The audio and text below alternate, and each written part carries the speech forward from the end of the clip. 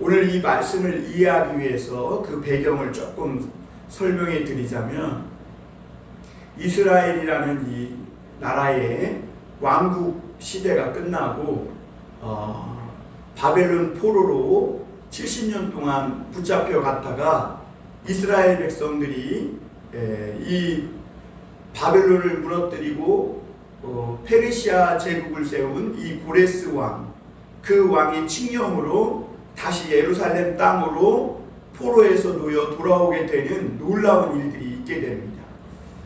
그래서 이 이스라엘 사람들 중에 예루살렘 고향으로 돌아와 다시 성전을 건축하고 예전에 하나님께 예배하고 영광 돌리며 그 솔로몬과 다윗과 솔로몬의 그런 영광을 되찾기 위해서 그들이 하나님 앞에 기도하며 돌아왔지만, 이 예루살렘은 옛날에 자기들이 알던 그런 모습이 아니라 완전히 전쟁으로 폐허가 됐고, 성전에는 풀숲과 온갖 이 숲풀이 우거져서 성전 터가 어디인지도 알아볼 수 없을 만큼 그렇게 황폐해졌고, 그리고 모든 가옥들이 파괴되고 무너져서 사람들이 살 수 없을 것 같은 도시로 변한 거죠.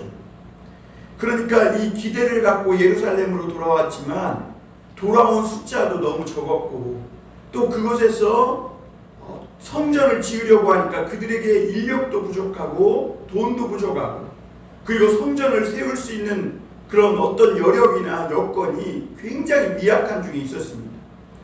그리고 그 성전을 세운다는 것이 이스라엘 백성들에게는 굉장히 위험한 일 같았고, 지금 이렇게 살기도 어려운데 여기 와서 정착해서 머물고 어떤 다시 정착하고 적응하는 것만도 이렇게 어려운데 무슨 성전까지 건축하냐. 그러니까 굉장히 무의미한 일처럼 보였다는 거죠. 그리고 그러다 보니까 이스라엘 백성들이 굉장히 낙심하게 된 겁니다.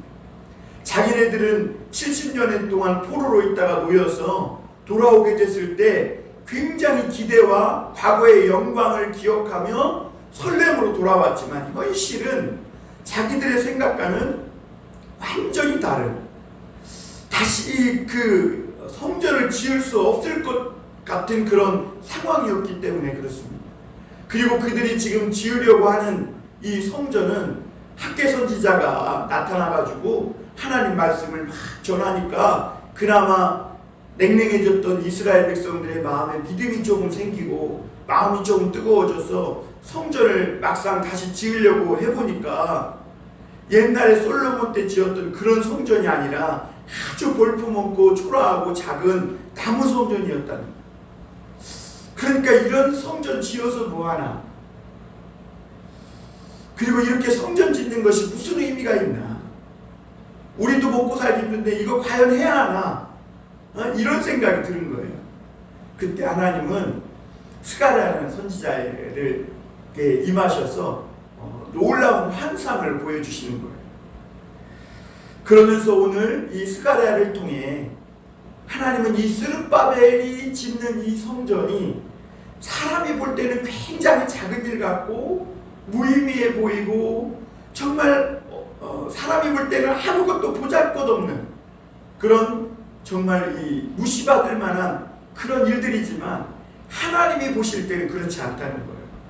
스룹바벨이 지금 지으려고 하는 이 성전은 겉으로 보면 옛날 솔로몬의 성전과는 비교할 수 없을 만큼 작고 초라하고 그렇지만, 하나님은 만약 이스라엘 백성들이 마음을 다해서 다시 이 성전을 지으면 거기에 하나님이 옛날의 영광과는 비교할 수 없는 영광을, 축복을 부어주시고, 그리고 하나님이 그곳에 임재하셔서 다시는 꺼지지 않고 다시는 끊어지지 않는 성령의 이 불을 붙여주시겠다. 그런 오늘 놀라운 위로의 말씀으로 이 스가랴에게 주시면서 이스라엘 백성 전체에게 위로하시고 용기를 주는 걸 볼 수가 있습니다.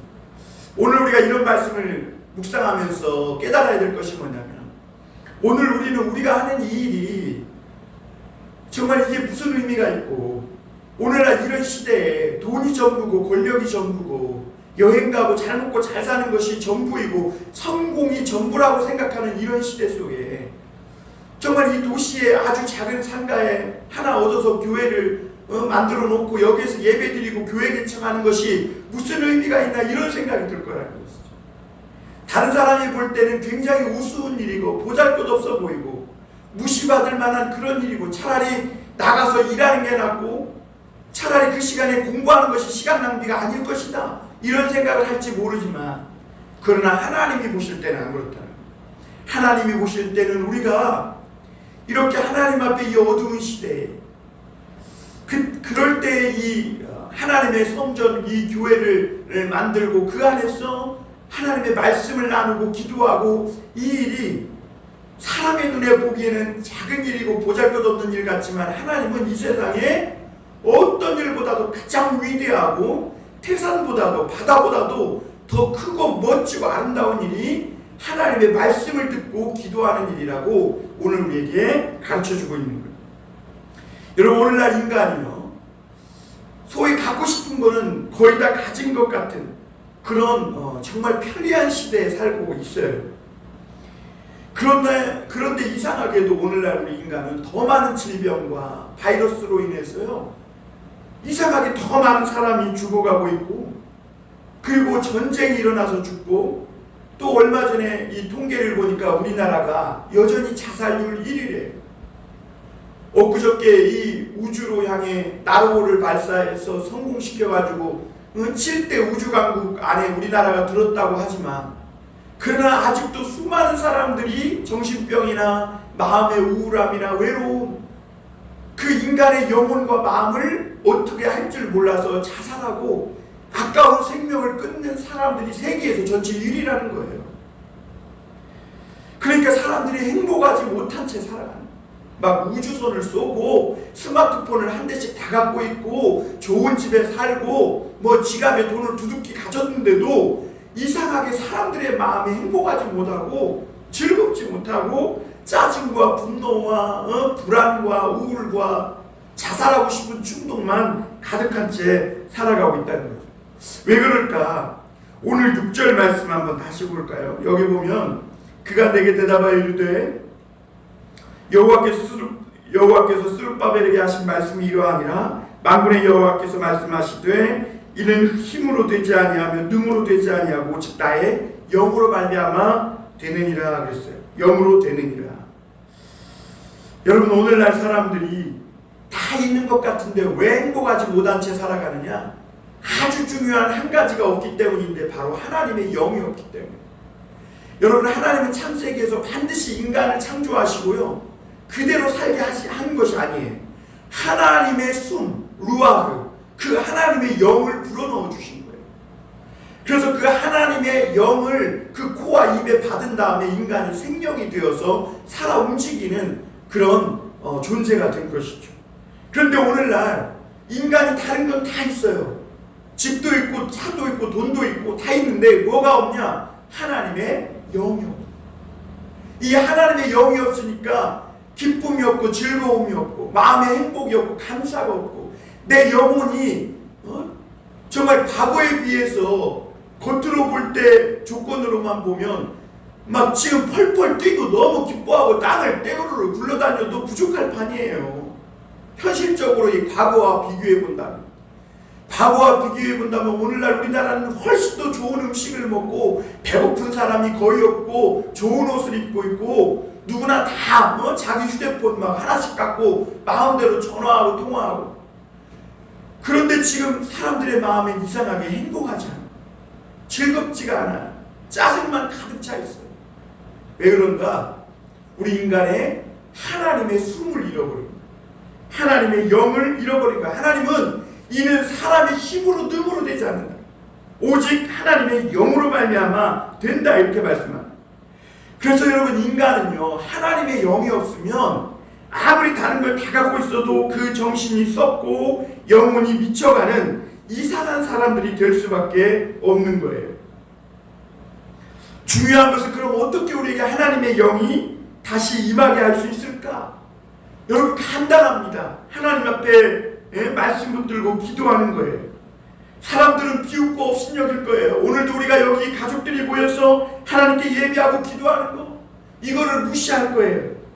시간 낭비라고 할 거예요. 그러나 하나님의 영이 임하면 달라져요. 오늘 여기 있는 우리 몇 사람만 하나님의 영이 임해도 저와 여러분들이 가는 곳마다 삶이 달라지고 분위기가 달라지고, 그리고 그곳에는 세상에서 제일 아름답고 만족함이 임하고, 거기에서 또 새로운 창조적인 일들이 일어나는 하나님의 성령이 임하는 장소가 될 거라는 것이죠. 왜냐하면 세상에서 가장 아름다운 곳은 하나님의 영이 임하는 곳이고, 그 하나님의 영을 받은 사람이 있는 그 자리가 가장 아름다운 자리이기 때문에 그렇습니다. 오늘 먼저 우리가 생각해 볼 것은, 하나님은 이 스가랴에게 순금 등잔 때의 환상을 보여주신 걸 볼 수가 있습니다. 천사는 너무나 그동안 환상을 많이 보고 지쳐 쓰러져 있는 이 스가랴에게 깨워서 또 한 가지 중요한 환상을 보여주시는데, 바로 순금 등잔 때의 환상입니다. 그동안 스가랴는 많은 환상을 봤어요. 화석류 나무 사이에서 붉은 말을 탄 자의 환상도 보았고, 그리고 측량줄을 잡고 예루살렘으로 가는 한 사람 환상도 보았고, 그리고 대제사장 여호수아가 더러운 옷을 입고 있는데 사단이 그걸 고소할 때 하나님 그 대제사장의 더러워진 옷을 벗기시고 새로운 아주 깨끗하고 성결한 옷으로 입혀주시는 이런 환상도 보았어요. 그러니까 이 모든 영적인 흥분과 감동 속에서 스가랴는 탈진하여 잠자는 자같이 되고 있었을 때, 하나님은 그 스가랴를 깨워 또 다른 환상을 보여주시는 것이죠. 우리 1절 한번 보겠습니다. 내게 말하던 천사가 다시 와서 나를 깨우니 마치 자는 사람이 잠에서 깨어난 것 같더라.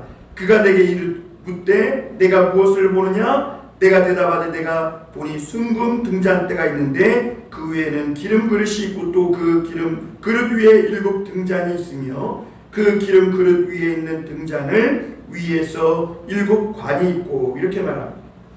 여러분, 우리는 하나님이 종종 은혜를 주시고 영적으로 막 기쁨과 감동, 영적 흥분을 주실 때가 있어요. 우리 사람들은요, 살면서 그것이 필요해요. 왜냐하면 하나님께 은혜를 받고요, 영적인 어떤 흥분이 있어야 우리 안에 세상 살면서 더럽혀졌던 이런 찌꺼기들이, 그 세상의 더러운 감정들이 씻겨져 나가거든요. 그런데 중요한 사실은 우리가 너무 거기에만 빠져 있으면 안 된다는 것이죠. 우리가 그런 환상을 보고 하나님의 은혜를 보고 했으면 거기에서 한 걸음 더 나아가 하나님의 말씀을 깨닫는 것이 중요한데, 왜 그러냐면 너무나 그런 환상에 영적 흥분에만 빠져 있으면 현실의 실제 문제에서는 어떤 어려운 문제가 부닥치면 그것을 해결하지 못하고 넘어지게 됩니다. 예를 들면 이런 거예요. 예수님이 십자가 지시기 전에 그 베드로와 요한과 야고보를 데리고 변화산으로 올라가죠. 한 산에 올라가 거기서 주님이 변화돼요.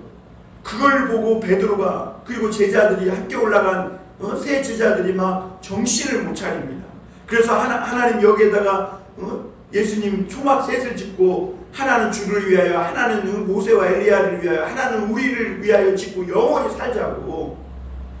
그러나 여러분, 그런 속에 정신을 못 차리고 그러고 영적 흥분에만 빠져 있을 때, 바로 산 아래에서는 다른 제자들이 귀신 들린 아이 한 명을 고치지 못해서 고전하고 있었거든요. 그러니까 중요한 것은 우리가 하나님의 이런 은혜를 받고 영적 감흥을 또 감동을 받아서 그 속에서 살아가는 것이 중요한데요. 그러나 거기에서 머물러서는 안 되고 그것을 현실적으로 갖고 나와서 현실에 직면했을 때 어떻게 적용할 것인가가 굉장히 중요합니다.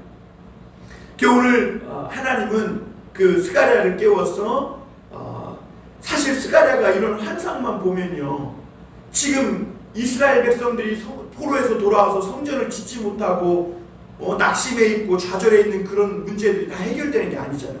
하나님이 왜 이 환상을 보여주고 있어요?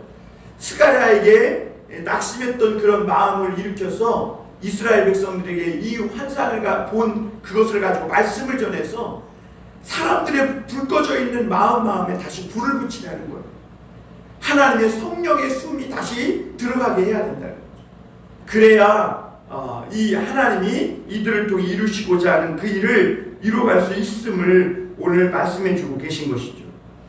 오늘 스가랴가 본 이 등잔대는 좀 특이한 등잔대입니다. 옛날 솔로몬 성전에서는 성전에 이 순금 이 등잔대가 그때도 있었습니다. 그런데 그때는 이 등잔대가 있었지만 바벨론 포로로 끌려가면서 이 모든 것이 다 없어지고 무너지게 되는데요. 그러나 하나님은 새로운 순금 등잔대를 오늘 스가랴에게 보여주는데, 새롭게 보여주신 이 등잔대의 특징은요, 그 가지가 7개고 그리고 그 꽃이 살구 모양 꽃이라는 것이죠. 살구꽃은요, 혹독한 겨울이 지나고 봄이 오는 소식을 가장 먼저 알려주는, 가장 먼저 피는 꽃이에요. 그러니까 이스라엘 백성들이 광야에서 혹독한 겨울을 보낼 때 살구꽃이 피면 아, 이제 겨울이 지나고 봄이 오는구나 라는 것을 깨달았어요. 그러니까 지금 하나님이 왜 살구꽃 모양의 등잔대를 보여주시냐면, 이스라엘 백성들이 지금 그들에게 장차 새로운 시대가 열려지고 있는데, 지금까지 춥고 어둡고 혹독한 겨울과 같은 바벨론의 이 포로 생활의 70년의 기간이 지나고 이제는 그들에게 하나님의 축복의 시대, 봄과 같이 따뜻한 이 성령의 봄바람이 부는 시대가 지금 그들에게 도래하고 있다는 것을 이 순금 등잔대의 그 모양을 통해서 주님이 가르쳐주고 있는 것이죠.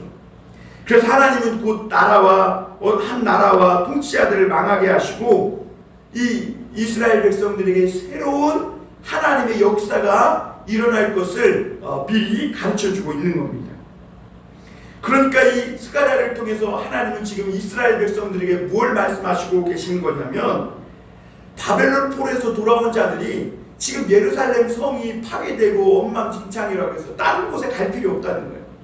거기에서 모여서 다시 기도하고 하나님 말씀 듣고 거기에서 이 기도함으로 말미암아 하나님이 보여주신 이 순금 등잔대에 성령의 불을 붙여야 된다는 거예요. 하나님이 순금 등잔대를 주셨어요.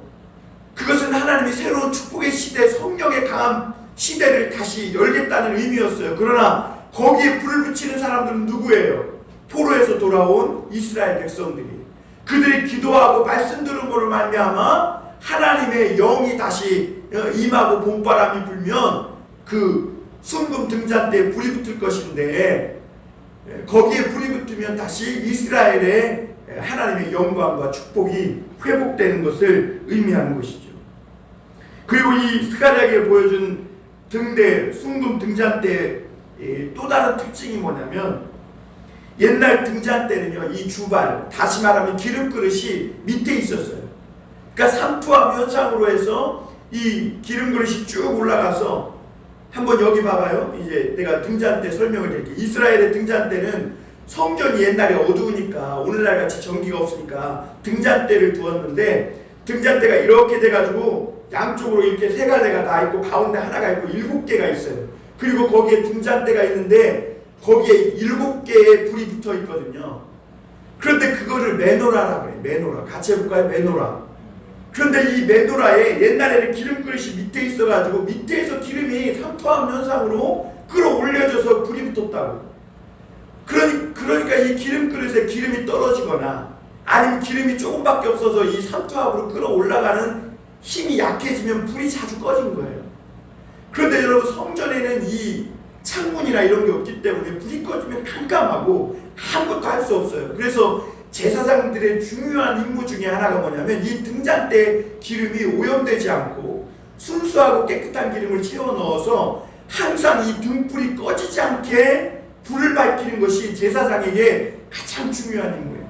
여러분, 오늘날 목사들도 마찬가지예요. 우리 오늘날 목사들도 가장 중요한 것이 하나님의 말씀을 깨닫고 하나님의 성령의 기름 부음을 받아서 그걸 가지고 성도들의 어두워진 영혼에 불을 밝혀주고 그 불이 꺼지지 않도록 계속해서 순수한 성령의 역사를 흘려보내는 것이 오늘날 목사들에게 굉장히 중요한 일이에요. 그런데 오늘날 목회자들이 그걸 못하는 거예요. 그러니까 성도들의 마음이 영혼의 불이 꺼지는 거예요. 오늘날 성전은 우리 성도들, 하나님을 믿는 예수 믿는 자들의 마음이고 그들의 삶이고 몸이거든요. 그러니까 이 불이 꺼지니까 성전이 성전으로서의 역할을 못하고 그리고 점점 그 영혼이 썩어 들어가고 이상한 사람으로 피폐해져 가고 자살률이 막 1위가 되고 이렇게 되는 것이죠. 그런데 오늘 하나님이 스가랴에게 보여준 이 등잔대의 특징은 뭐냐면, 전에는 이 기름 그릇이 밑에 있어서 기름 공급이 약했잖아요. 그런데 이제는 기름 그릇이 어디에 있냐? 위에 있어요. 위에. 그래서 위에서 내려오는 거예요. 그러면 이 기름의 그 공급하는 힘이 세지고 불의 밝기는 과거 등잔대보다 7배나 더 밝은 그런 빛이 되는 거예요. 그러니까 하나님이 이 스가랴에게 보여준 순금 등잔대의 특징은 뭐냐면, 앞으로 하나님이 일으키시고 새롭게 불을 밝혀줄 하나님의 임재와 영광은 과거의 이 성령의 역사보다 훨씬 더 강력하고 7배나 더 밝고 환한 하나님의 강한 성령의 역사가 있을 것을, 그리고 아무리 어떤 세찬 비바람이 불고 회오리 바람이 불어도 절대 꺼지지 않는 그런 이 역사를 하나님께서 일으켜주실 거라는 그 비전과 희망을 보여주고 있는. 그리고 오늘 이 스가랴가 본 등잔대 특징이 뭐냐면, 옆에 감람나무가 있어요. 감람나무. 그 두 감람나무가 있어서 등잔대 하나는 오른쪽에 있고 하나는 왼쪽에 있는 거예요. 그리고 특징이 뭐냐면, 이 감람나무에서 바로 기름이 공급되는 거예요. 전에는 제사장들이 그 기름 그릇에 기름을 채워야 됐거든요. 그래서 제사장들이 무슨 일이 생기거나 깜빡 잊었거나 문제가 생기거나 그러면, 또는 이 기름 그릇에 파리가 빠졌거나 뭐가 일이 있으면 그 관이 막혀가지고 등잔불이 꺼지는 역사가 자주 있었어요. 과거에 그 이스라엘 왕국 시대 때는 제사장들이 막 엘리 시대 때 보세요. 사사 시대 때 그 제사장들이 타락해가지고 직분을 게을리하고 잠자고 있고 그러니까 이 성전 안에 등잔대에 불이 자주 꺼졌거든요. 그러다가 나중에는 완전히 꺼져서 어떻게 됐냐면, 이스라엘이 완전히 망해서 하나님의 임재가 떠나고 성전을 회파되고 바벨론 포로로 끌려가게 된 거죠. 그런데 오늘 하나님의 스가랴에게 보여준 이 등잔대의 특징은 기름을 사람이 채우는 게 아니라 좌우에 이 감람나무가 두 그루가 있어서 거기에서 바로 기름이 공급되더라는 것이죠. 여러분, 근데 이 신천지는 이 감람나무를 이만이라 그래요. 참 웃기는 일이죠. 여기서 감람나무는 그 당시에는 여호수아, 대제사장 여호수아 스룹바벨을 이야기해요.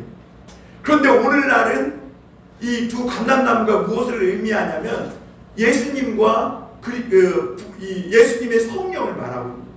그러니까 하나님께서 이제 새롭게 일으키실 이 성령의 역사는 스룹바벨이 할 수 있는 것이 아니라 우리의 두 감람나무이신 예수 그리스도와 성령께서 이제 직접 이 성령의 기름을 공급해 주셔서 우리의 죄악에도 불구하고 우리 허물에도 불구하고 인간들이 저지른 죄악이 아무리 깊고 넓을지라도 클지라도 이 하나님의 말씀과 이 성령을 받고 부르짖기만 하면 하나님께서 다시는 꺼지지 않고 어두워지지 않는, 끊어지지 않는 이 성령의 역사를 일으켜 주실 거라는 그런 의미를 오늘 담고 있는 거예요. 여러분, 오늘날 사람들이 고통하는 것은 죄에 타락하고 죄에 빠져서 살고 있기 때문에 그래요. 또 동성애 막 이런 축제들이 시작된다 그래요. 코로나가 끝나니까 막 동성애 축제 이런 것들이 시작된다 그래요. 그런데 외국에서 이 얼마 전에 원숭이 두창인가요? 그것이 생겨났는데 오늘 우리나라에도 그게 들어왔답니다.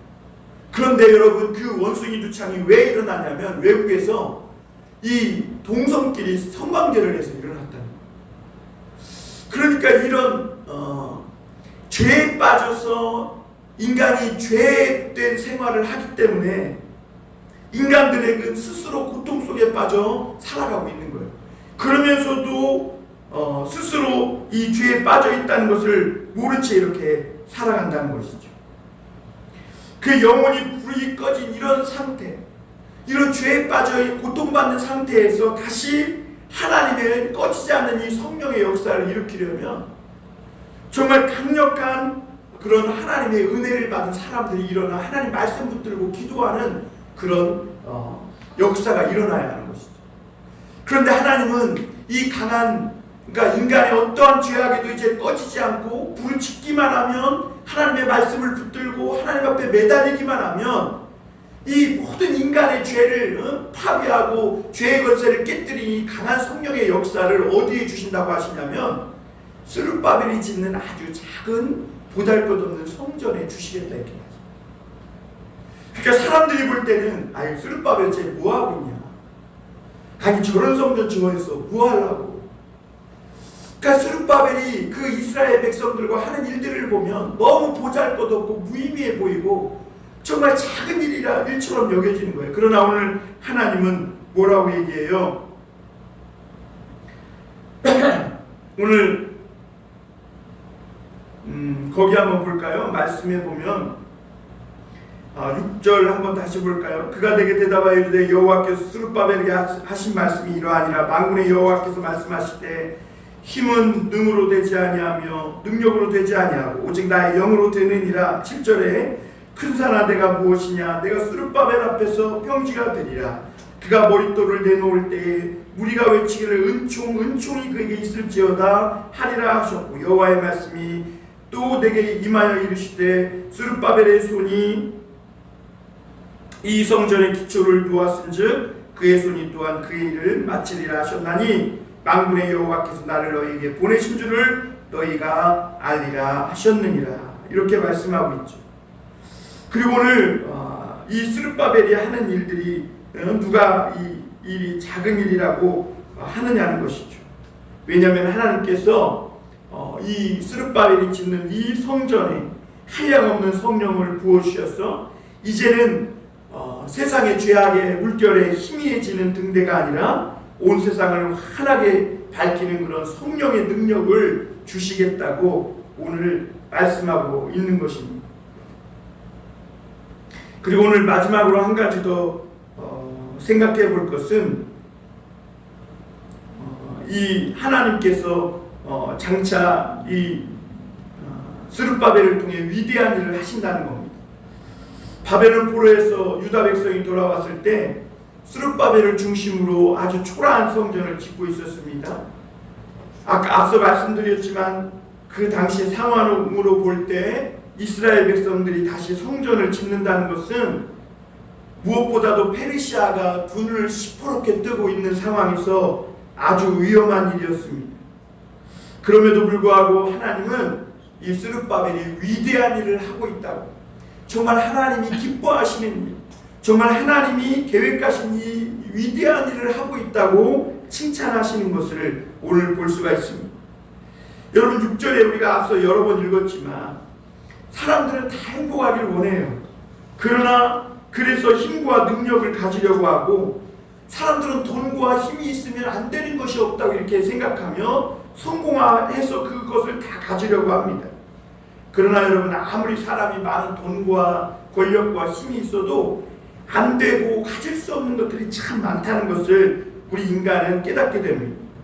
왜냐하면 인간을 진짜 행복하게 하는 것은 사랑이고, 사랑할 대상도 없고 사랑을 해줄 사람도 없는 그런 사람보다 더 불행한 사람은 없는 것입니다. 세상의 것을 아무리 많이 가졌어도 성령의 은혜를 통해 하나님의 은혜를 받지 못하고, 그래서 하나님의 사랑을 느끼지 못하고 또 하나님의 사랑을 가지고 다른 사람을 사랑하지 않는 사람은 다른 것을 아무리 가져도 불행할 수밖에 없어요. 여러분 우리가 성령의 은혜를 받고 우리 마음에 하나님의 사랑이 깃들지 않으면 세상에서 아무리 많은 것을 가졌더라도 그것은 모래성에 불과한 것이죠. 그러므로 성령은 오늘 하나님이 이 스룹바벨을 통해 세우시는 이 성전에 임하시는데, 스룹바벨이 짓는 성전은 사람의 힘이 아니라 성령으로 지어져야 할 것을 말씀하고 있는 겁니다. 여러분 교회는 돈이나 사람의 힘이나 능력으로 세우는 것이 아니에요. 교회는 하나님의 말씀과 성령으로 지어야 되는 거예요. 오늘도 우리가 하나님 말씀 듣고 성령에 충만해서 기도하는 그것이 하나님의 교회를 세워가는 거예요. 그런데 많은 사람들이 그걸 못하는 거예요. 기도하는 걸 쉬워. 마치 내가 기도 안 하고 그래도 교회가 저절로 될 것처럼 착각하는 것이죠. 마치 기술과 테크닉만 있으면 될 거라고 착각하는 거예요. 여러분, 교회는 진짜 하나님의 말씀과 성령으로 세워져야 되는 거예요. 외모에 크고 화려한 것은 무의미한 거예요. 오히려 오늘 하나님은 스룹바벨이 이스라엘 백성과 찍는 아주 초라하고 보잘것없는, 사람들이 다 작은 일이라고 무시하는 그 가운데 하나님이 그것이 위대한 일이라 하셨고, 거기에 다시는 세상이 꺼뜨릴 수 없는 이 성령의 불을 주시겠다고 말씀하고 있는 거예요. 그리고 오늘 7절에 보면 큰 산아 내가 무엇이냐, 이 스룹바벨 앞에서 평지가 되리라 그랬어요. 여러분, 여기서 큰 산은 페르시아와 같은 아주 큰 세력들을 말합니다. 그런데 아무리 큰 태산 같은 것이라도 이 스룹바벨이 짓는 이 성전을 짓는 이 성령의 역사 앞에서는 납작해질 수밖에 없다. 솔로몬의 화려한 성전도 바벨론의 군대에 무너졌는데, 하물며 이 스룹바벨의 성전은 사람들의 눈에 아마 굉장히 미약하고 작게 보잘것없게 보였을 겁니다. 그러나 우리 믿는 사람들이 하나님의 교회를 세우기 위해, 이스라엘 백성들이 하나님을 예배하기 위해 이 스룹바벨 이 성전을 짓고 거기에 함께 모여 말씀 듣고 기도하고 그렇게 모여서 뜨겁게 주님을 부르짖고 예배할 때, 그것이 세상에서 가장 위대한 일이고, 그 앞에 아무리 큰 산도 태산도 가로막지 못하고 무너지게 된다는 것입니다. 그래서 여러분, 세상에 아무리 태산 같은 큰 산도 해내지 못하는 일을 오늘 하나님 앞에 기도하고 예배하며 성전을 세워가는 그런 사람들을 통해 하나님이 이루신다는 겁니다. 하나님 오늘 8절 9절에 보니까 스룹바벨 성전을, 이 스룹바벨이 성전의 기초를 놓았은즉 그의 손으로 마칠 것이다 이렇게 말합니다. 그리고 그때 은총이 있을 것이라고 말씀합니다. 왜냐하면 감히 성전의 머릿돌을 놓게 될 줄 몰랐는데 스룹바벨이 그 손으로 성전의 머릿돌을 놓고, 그리고 성전이 세워질 때 그것은 하나님의 은총으로 되지 사람의 능력과 힘으로 된 것이 아니라고 말씀하고 있는 겁니다. 인간의 생각으로는 이 스룹바벨 성전이 도저히 완공될 수가 없습니다. 왜냐하면 인력, 돈, 여건 모든 것이 부족합니다. 그러나 이 성전이 완공된 것은 앞으로 오실 예수님이 그 믿는 자들을 모아 하나님의 성전을 세울 것을 예표하고 있는 것이죠. 10절 우리 한번 볼까요? 작은 일의 날이라고 멸시하는 자가 누구냐? 사람들이 스룹바벨의 손에 다림줄이 있음을 보고 기뻐하리라. 이 일곱은 온 세상이 두루다니는 여호와의 눈이라. 그러니까 작은 일의 날이라고 멸시하는 자가 누구냐는 것이죠. 우리가 모여 예배하고 기도하며 하나님의 교회를 세우는 것, 사람들이 작은 일이라고 할지 모르지만, 그러나 하나님은 그렇게 기도하고 주님께 예배하는 자들에게 두 가지 약속을 주시는데, 하나는 그들은 눈동자가 되기 때문에 그들이 하나님의 교회를 세우는 순간 하나님은 그들을 지키시고 보호해 주실 것이고, 또 다른 하나의 약속은 오늘 다림줄을 주셔서 하나님은 그들을 통해 세상을 부수기도 하시고 세우기도 하시고 저주하시기도 하시고 축복하시기도 한다는 것을 오늘 말씀하고 있는 것이죠. 그래서 여러분, 오늘 우리가 기도하고 하나님을 예배하는 이 일을 통해 하나님은 세상을 이끌어 가신다는 겁니다. 11절에서 12절에 보면 내가 그에게 물어 이르되 등잔 때 좌우의 두 감람나무는 무슨 뜻입니까? 하고 다시 그에게 물어 이르되 금 기름을 흘리는 두 금관 옆에 있는 이 감람나무 두 가지는 무슨 뜻입니까? 하니 그가 내게 대답하여 이르되 내가 이것이 무엇인지 알지 못하느냐 하는지라. 내가 대답하되 내 주여 알지 못하나이다 하니 이르되 이는 기름 부음 받은 자 둘이니 온 세상이 주 앞에 서 있는 자니라 하더라. 당시 이 두 감람나무는 대제사장 여호수아 스룹바벨인데, 이들이 하나님의 성령의 역사를 흘려보내는 통로 역할을 하고 있는 것이죠. 오늘날로 말하면 이제 예수 그리스도와 성령을 말씀하고 있는 겁니다. 예수 그리스도와 성령은 교회에 모여 하나님을 예배하는 자들에게 하나님의 성령의 기름을 흘려보내시는 분들입니다. 누구를 통해 흘려보내냐? 목회자와 성도들, 하나님의 종들을 통해 흘려보내요. 그래서 하나님의 종들은 하나님의 은혜의 성령의 기름을 흘려보내는 관이 되어야 하는 것이죠. 하나님의 이 기름을, 성령의 기름을 전달하는 통로입니다. 그러므로 이 관이 녹슬거나 막히거나 구멍이 나면 하나님의 성령의 기름이 오염되고 막히거나 다른 데로 다 흘러 새버리는 거예요. 그러므로 하나님의 종들에게 오늘날 필요한 것이 뭐냐? 우리 자신을 늘 점검하고 우리는 정말 하나님의 이 성령의 맑고 순수한 기름을 세상에 흘려보내는 주의 종으로 통로로 지금 살아가고 있는가? 이것을 늘 점검해야 합니다.